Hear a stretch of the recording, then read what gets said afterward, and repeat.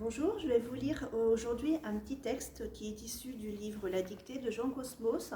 Donc, La Dictée était une série télévisée sur TF1 dans mon enfance et j'ai beaucoup aimé ce texte et qui est vraiment d'actualité en ce moment. Je vais te lire ces 12 lignes, je les ai comptées. Si tu fais moins de 15 fautes, c'est beaucoup 15 fautes, plus d'une faute par ligne. Tu restes, sinon c'est ce que tu as besoin, l'école, et je te jure que tu iras. Le progrès de l'homme par l'avancement des esprits. Point de salut hors de là. Enseignez, apprenez. Toutes les révolutions de l'avenir sont incluses, amorties dans ces mots, instruction gratuite et obligatoire. Mangez le livre. Partout où il y a agglomération d'hommes, il doit y avoir, dans un lieu spécial, un explicateur public des grands penseurs.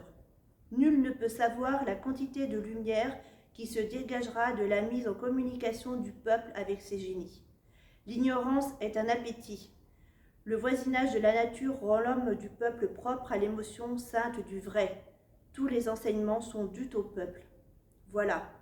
Monsieur Labarthe se tut, ôta ses lunettes, les tint quelques instants devant lui. Ils attendaient. « Tu connais Victor Hugo » Louis secoua la tête. Maria, pendant la lecture de Monsieur Labarthe, était demeurée aussi attentive qu'à l'écoute des sermons du curé Vigne et, à vrai dire, ne le comprenait pas davantage.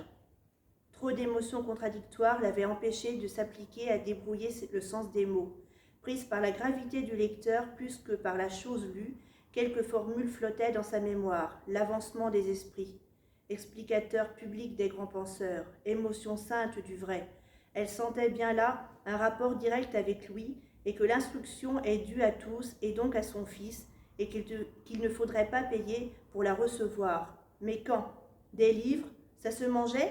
Monsieur Labarthe reprit plus lentement encore, doublant les consoles qu'il fallait, insistant sur quelques difficultés, et Louis, les sourcils froncés, disait sa pauvre science dans une crispation du visage et de la main qui faisait grincer la plume sur le papier.